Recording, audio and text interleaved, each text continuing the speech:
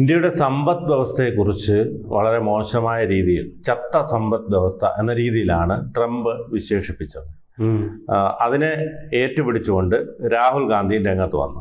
പക്ഷെ അതിന് ചുട്ട മറുപടി നരേന്ദ്രമോദി നൽകുകയുണ്ടായി. ഇന്ത്യ അതിവേഗം കുതിക്കുന്ന സാമ്പത്തിക ശക്തി എന്ന് ലോകരാജ്യങ്ങൾ മുഴുവൻ പറയുമ്പോഴാണ് ഇത്തരത്തിൽ ട്രംപിൻ്റെ പരിഹാസം വന്നത്. പക്ഷേ അതിന് കുറിക്കുകൊള്ളുന്ന മറുപടി തന്നെ നരേന്ദ്രമോദി നൽകുകയുണ്ടായി. ഇനി ട്രംപ് എന്ത് പറയുമെന്നാണ് എല്ലാവരും കാത്തിരിക്കുന്നത്. എന്താണ് അത് സംഭവം? അതായത് ഈ ട്രംപ് ഇങ്ങനെ ചട്ട സമ്പദ് വ്യവസ്ഥ എന്ന് പറയുന്നത് അദ്ദേഹത്തിന് അറിയാം. ഇവിടെ ഇങ്ങനെ പറഞ്ഞു കഴിഞ്ഞാൽ അത് ഏറ്റുപിടിക്കാനുള്ള ആൾക്കാർ ഇവിടെ ഉണ്ടായിരിക്കും. അത് മോദിക്കെതിരെ തന്നെ ഒരു പ്രക്ഷോഭമായിട്ടോ അല്ലെങ്കിൽ ആക്ഷേപമായിട്ടോ മാറുമോ എന്നുള്ളത്. നമ്മൾ ഈ ക്യാരംസിൽ ബാക്ക് ഷോട്ട് എന്ന് പറഞ്ഞൊരു ഷോട്ടുണ്ട്. മറ്റൊരു കോയിനെ അടിച്ച് വേറൊരു കോയിനെ അടിച്ചിടുക എന്നുള്ളത്. അപ്പം ഇതിൽ കരുവാക്കിയത് രാഹുൽ ഗാന്ധിയാണ്. രാഹുൽ ഗാന്ധി അതിൽ ചാടി വീഴുകയും ചെയ്തു.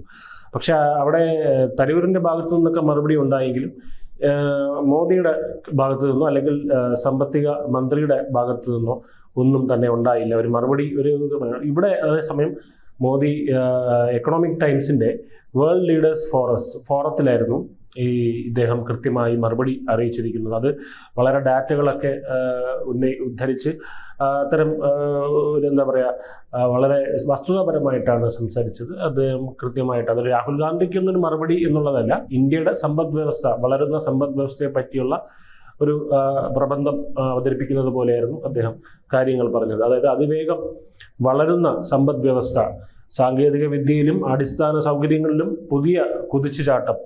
പ്രധാനമന്ത്രി Narendra Modi economic times world leader ഫോറത്തിൽ ഇന്ത്യയുടെ വളർച്ചയുടെ കഥ അവതരിപ്പിച്ചത് ഇങ്ങനെയാണ്. ചെങ്കോട്ടയിൽ അടുത്ത തലമുറയുടെ നവീകരണങ്ങളെക്കുറിച്ച് സംസാരിച്ചതിന് പിന്നാലെയാണ് ഈ ഫോറത്തിൽ അദ്ദേഹം പങ്കെടുക്കുന്നത്. ഈ പ്രസംഗത്തിന് കൂടുതൽ പ്രാധാന്യം നൽകുന്നത് ആ ഒരു കാര്യമാണ്. ഇന്ത്യയുടെ വളർച്ചയുടെ പ്രധാന ഘടകങ്ങൾ, അതായത് അത് കഴിഞ്ഞ് എണ്ണി പറയുകയാണ്. അതിവേഗ വളർച്ചയും സാമ്പത്തിക സ്ഥിരതയും. ലോകത്തിൽ ഇന്ന് അതിവേഗം വളരുന്ന പ്രധാന സമ്പദ് വ്യവസ്ഥയാണ് ഇന്ത്യ.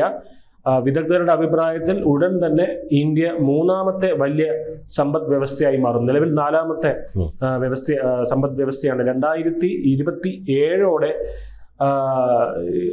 എന്താണ് 10 ട്രില്യൺ എക്കോണമി ആവും എന്നാണ് പറയുന്നത്. 2071 അമേരിക്കയെ മറികടന്ന്, അതായത് അമേരിക്ക 51 ട്രില്യൺ ആണെങ്കിൽ ഇന്ത്യ 52 ട്രില്യൺ ആയിരിക്കുമ്പോൾ രണ്ടാമത്തെ സാമ്പത്തിക ശക്തിയായിട്ട് മാറും. അന്ന് മുമ്പിലുള്ളത് ചൈന മാത്രമാണ്. അത് വലിയ വ്യത്യാസമൊന്നുമില്ല. 57 ട്രില്യണിലായിരിക്കും ചൈന നിൽക്കുന്നത്. ഇങ്ങനെയാണ് ഗ്രോത്ത് പോകുന്നത്. അപ്പൊ എന്തായാലും വിദഗ്ധരുടെ അഭിപ്രായത്തിൽ ഉടൻ തന്നെ ഇന്ത്യ മൂന്നാമത്തെ വലിയ സാമ്പത്തിക ശക്തിയായി 2030 തന്നെ മാറുമെന്ന് പറയുന്നു. ഇതിനൊപ്പം കഴിഞ്ഞ ഒരു പതിറ്റാണ്ടിനിടെ സാമ്പത്തിക രംഗത്ത് വലിയ സ്ഥിരത കൈവരിക്കാൻ രാജ്യത്തിന് സാധിച്ചിട്ടുണ്ട്.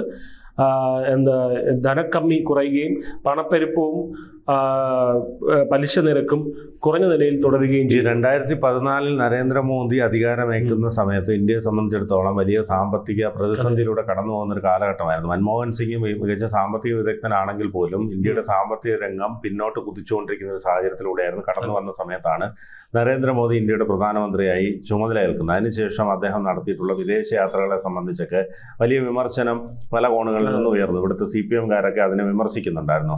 അത് കണ്ടിട്ട് പിണറായി അത് അനുകരിക്കുന്ന സാഹചര്യം പോലും ഉണ്ടായി. 25 രാജ്യങ്ങൾ പോയി. അത് പക്ഷേ വൻ നഷ്ടമാണ് കേരള സർക്കാരിനുണ്ടാക്കിയത്. പക്ഷേ അതുപോലെയല്ല നരേന്ദ്രമോദിയുടെ സന്ദർശനം.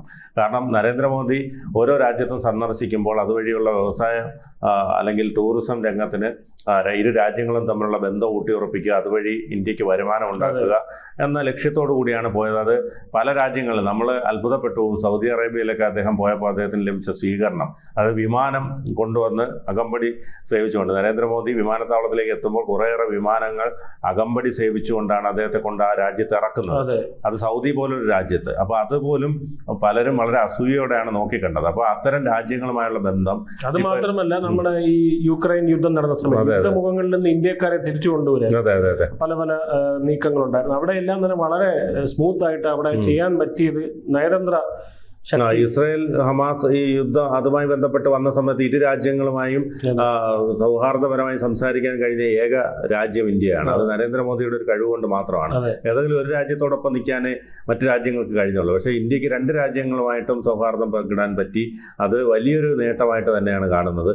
അപ്പോൾ അത്തരത്തിൽ ഒരുപാട് രംഗങ്ങളിൽ ഇത്തരത്തിൽ ഇന്ത്യ കയ്യൊപ്പ് ചാർത്തി പ്രധാനമന്ത്രി നരേന്ദ്രമോദി എല്ലാവരും അറിയുന്ന ഒരു വലിയ ഭരണാധികാരിയായി മാറി. അപ്പോൾ അത് പലർക്കും അസൂയ ഉണ്ടാക്കുന്ന ഒരു നേട്ടം തന്നെയായിരുന്നു.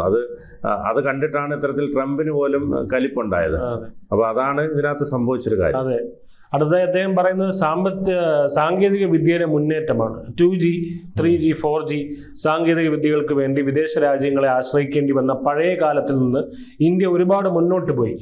ഇന്ന് മേക്ക് ഇൻ ഇന്ത്യ 3G സാങ്കേതിക വിദ്യ യാഥാർത്ഥ്യമാക്കുകയും 6Gക്കായി പ്രവർത്തിക്കുകയും ചെയ്യുന്നു. മുൻപ് നഷ്ടപ്പെട്ട അവസരങ്ങൾ തിരികെ പിടിച്ച് ഇന്ന് രാജ്യത്ത് സെമി കണ്ടക്ടർ ഫാക്ടറികൾ ആരംഭിക്കുകയും ഈ വർഷം അവസാനത്തോടെ ആദ്യത്തെ മേക്ക് ഇൻ ഇന്ത്യ ചിപ്പ് വിപണിയിലെത്തുമെന്നും പ്രഖ്യാപിക്കുകയും ചെയ്തു. അതായത് നമുക്കറിയാം, ഈ സാങ്കേതിക വിദ്യ എന്ന് പറയുന്ന സമയത്ത് നമ്മൾ പറയും ഇതെല്ലാം തന്നെ ചൈനയുടെ പ്രോഡക്ട്സ് അല്ലേ, ചിപ്പുകളും മദർ ബോർഡും മറ്റും കാര്യങ്ങൾ. അപ്പോൾ അതൊക്കെ തന്നെ ഇന്ത്യയിൽ നിർമ്മിക്കുക എന്ന് പറയുമ്പോൾ ഇതൊരു ലോങ് റൺ പ്രോജക്റ്റാണ്.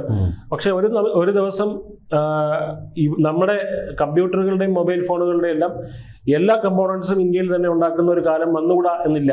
അങ്ങനെ സംഭവിക്കാം. കാരണം നമുക്കറിയാം, ആപ്പിളിന്റെ തലസ്ഥാനം അവർ ഇന്ത്യയിലോട്ട് മാറ്റിയ കാര്യങ്ങളൊക്കെ നമുക്കറിയാം.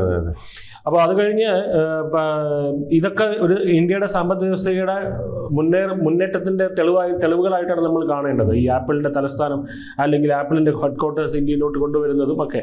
ബഹിരാകാശ ഗവേഷണ രംഗത്ത് ഒരു കുതിപ്പുണ്ടായിട്ടുണ്ട്. കാരണം നമുക്കറിയാം, നമ്മൾ മോദി സർക്കാർ വന്നതിന് ശേഷം തന്നെ എത്ര തവണ പല ദൗത്യങ്ങൾ കണ്ടിട്ടുണ്ട് അല്ലെ.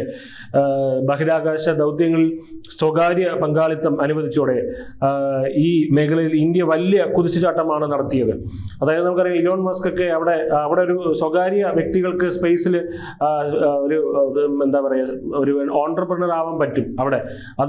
ആ ഒരു സമ്പ്രദായം ഇപ്പോഴാണ് കൊണ്ടിരിക്കുന്നത്. അപ്പോൾ ഇവിടെയും ഇനി ഇലോൺ മസ്കുകൾ പോലെയുള്ള വ്യക്തിത്വങ്ങൾ ഇനിയും ഇവിടെ ഉണ്ടാകാനുള്ള സാധ്യതയുണ്ട്. കാരണം അത്രയും കഴിവും മിടുക്കും ബുദ്ധിസാമർഥ്യവും ഉള്ള ഒരു തലമുറ ഇവിടെ വളർന്നു വരുന്നുണ്ട്. അപ്പോൾ 2014 ഒരു ബഹിരാകാശ സ്റ്റാർട്ടപ്പ് മാത്രമാണ് ഉണ്ടായിരുന്നതെങ്കിൽ ഇന്ന് 300-ലധികം സ്റ്റാർട്ടപ്പുകൾ ഈ രംഗത്ത് സജീവമാണ്. അതിൽ വലിയ വളർച്ച തന്നെയാണ്.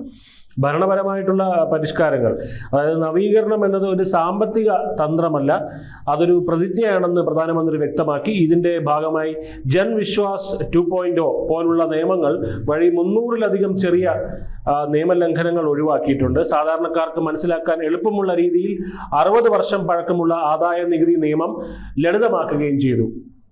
പിന്നെ പുനരുപയോഗ ഊർജം, എനർജി റീസൈക്ലിംഗ് ആണ്. അത് 2030 വൈദ്യുതിയുടെ 50% ഫോസിൽ ഇതര ഇന്ധനങ്ങളിൽ നിന്ന് ഉത്പാദിപ്പിക്കാനുള്ള ലക്ഷ്യം 5 വർഷം മുൻപേ, അതായത് 2025 തന്നെ കൈവരിച്ചു എന്നത് ഇന്ത്യയുടെ പുനരുപയോഗ ഊർജ മേഖലയിലെ വലിയ നേട്ടമാണ്. ഗവേഷണത്തിലും വികസനത്തിലും സർക്കാർ വലിയ ശ്രദ്ധ നൽകുന്നുണ്ട്. 2014 അപേക്ഷിച്ച് ഈ മേഖലയിലെ ചെലവ് ഇരട്ടിയാക്കുകയും 17 മടങ്ങ് കൂടുതൽ പേറ്റന്റുകൾ ഫയൽ ചെയ്യുകയും ചെയ്തു.